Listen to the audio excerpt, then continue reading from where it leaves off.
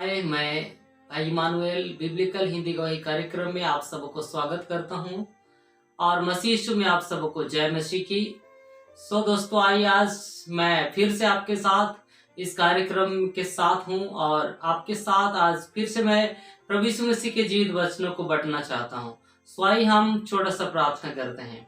पवित्र प्रभु यीशु मसीह, आपका मैं धन्यवाद देता हूं, आपको मैं महिमा करता हूं। प्रभु यीशु मसीह, मेरा जीवन, मेरी आत्मा आपकी आत्मा के नियंत्रण में ले लीजिए।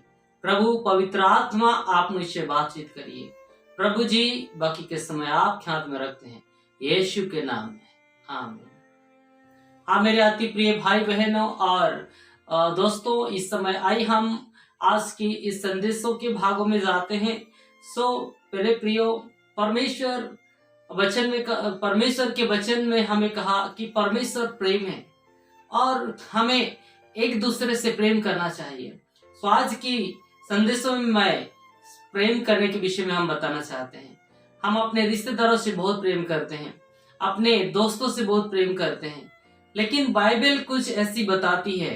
यीशु समाचार 6 अध्याय उसका 27 पद में इस तरह से कहता है, परंतु मैं तुम सुनने वालों से कहता हूं कि अपने शत्रुओं से प्रेम रखो, जो तुमसे बैर करे उनका भला करो, जो तुम्हें श्राप दे उनको आशीष दो, जो तुम्हारा अपमान करे उनके लिए प्रार्थना करो। हाँ मेरे दोस्तों, ये परमेश्वर का संदेश है, ये परमेश्वर का नियम है। हम अपने लोगों से, आप और हम बहुत प्रेम करते हैं। आप अपने दोस्तों से, मित्रों से, परिवारों से, बेटा बेटियों से बहुत प्रेम करते हैं, सच है दोस्तों। लेकिन परमेश्वर ऐसा कहता, अपने शत्रु से प्रेम करो। मेरे दोस्तों, ये काम कठिन है। यीशु मसीह ने जो उनको छाती में भेदा, जो उनको क्रूस पर चढ़ाया, उनको कहा, हे पिता, इन्हें माफ कर, क्योंकि ये नहीं जानते कि ये क्या करते हैं।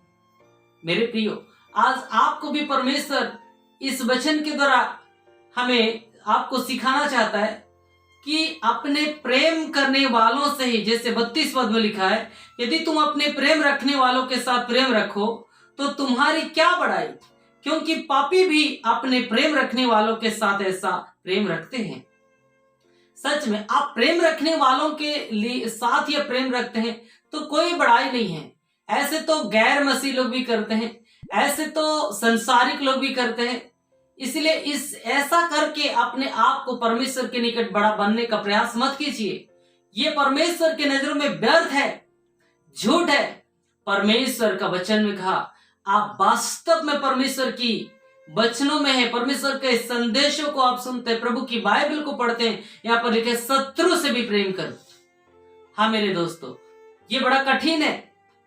अय्यूब ने भी अपने दोस्तों के लिए प्रार्थना किया, नीचे लिखा इसलिए, जो तुम्हें श्राप दे उनको आशीष दो। यस, जो श्राप आपको दे उनको आशीष दीजिए। जो आपको दुख देता है, जो आपको आपका अपमान करता है, उसके लिए प्रार्थना करो।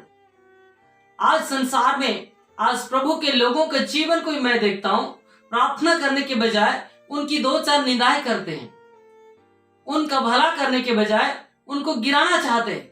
लेकिन परमेश्वर कहता है, जो आपका भला नहीं करता उसका भला करो, जो अपमान करता है उसका प्रेम करो, उनका प्रार्थना करो। हाँ मेरे प्रियो, इसीलिए हो सके आपको कोई, आपके साथ भी ऐसे कई लोग होंगे जो आपको प्रेम नहीं करते, जो आप लोग को श्राप देते हैं, जो आपको अपमान करते हैं। प्रियो, उनको प्रेम कीजिए, उनके लिए प्रार्थना कीजिए, उनको आशीष दीजिए।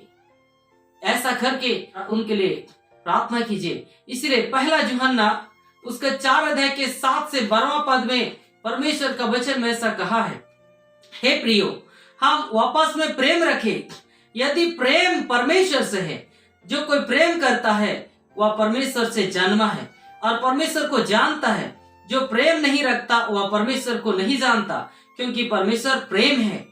जो परमेश्वर हमसे प्रेम रखता है, वह इससे प्रकट हुआ कि परमेश्वर ने अपने इकलौते पुत्र को जगत में भेजा है कि हम उसके द्वारा जीवन पाए। प्रेम इसमें नहीं कि हमने परमेश्वर से प्रेम किया, पर इसमें है कि उसने हमसे प्रेम किया और हमारे पापों के प्रायश्चित के लिए अपने पुत्र को भेजा। हे प्रियो, जब परमेश्वर ने हमसे ऐसा प्रेम किया तो हमको भी वापस में प्रेम रखना चाहिए। परमेश्वर को कभी किसी ने नहीं देखा। यदि हम वापस में प्रेम रखें तो परमेश्वर हम में बना रहता है और उसका प्रेम हम में सिद्ध हो गया है। हाँ मेरे प्रियो, इसीलिए यहाँ पर लिखा हम वापस में प्रेम रखें। हम परमेश्वर को नहीं देखा, परंतु प्रेम परमेश्वर से है।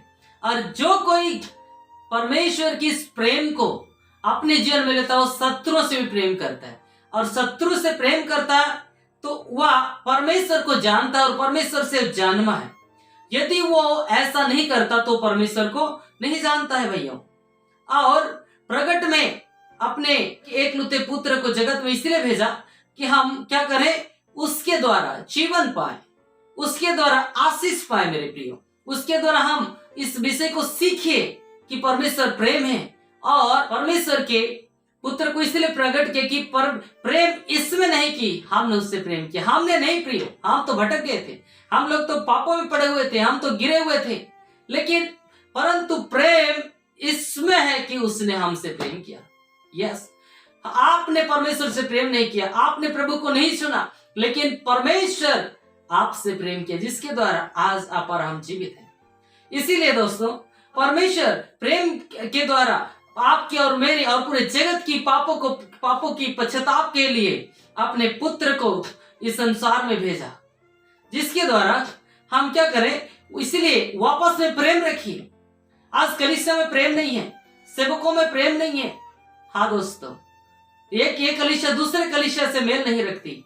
इसलिए आपको हम कहना चाहेंगे, परमेश्वर को कभी किसी ने नहीं देखा, परंतु वापस में एक दूसरे को प्रेम करते हैं तो परमेश्वर उन पर है, और परमेश्वर का प्रेम आप में सिद्ध है। इसीलिए मेरे प्रियो, इस विषय के अति जागरूक होने की जरूरत है, आपको इसमें चौकस होने की जरूरत है। इसीलिए आपने अपने प्रेम करने वालों से प्रेम करके क्या बढ़ाई है, शत्रु से प्रेम कीजिए, सताने वालों के लिए प्रार्थना कीजिए, श्राप देने वालों को आशीष दीजिए। धन्यवाद। मैं विश्वास करता हूं आप इस संदेश के द्वारा आशीष पाए, यीशु के नाम में आमीन। आइए दोस्तों, इस संदेश के भागों में प्रार्थना करते हैं। हे सर्वशक्तिमान प्रभु यीशु मसीह, आपकी करुणा और दया के लिए धन्यवाद। सच में सर, शत्रु से प्रेम करना कठिन है। आज कलीसिया से प्रेम उठ गया मेरे परमेश्वर, परिवार से प्रेम उठ गया प्रभु, तेरे दासों से प्रेम उठ गया। लेकिन प्रभु, मैं दुआ करता हूँ पिता, ये अंतिम और कठिन समय में तेरे प्रेम जागे और उसका आपका जो वचन का प्रेम सिद्ध होने पाए के जीवन में, यीशु के नाम में आमीन। हाँ मेरे प्रियो, आज इस संदेश में मैं विश्वास करता हूँ और आशा करता हूँ, और आपको मैं निश्चित करता हूँ कि परमेश्वर से प्रेम है, इसलिए आप और हमें भी प्रेम करना चाहिए। धन्यवाद। प्रभु आप सबको आशीष दे। जय मसीह की।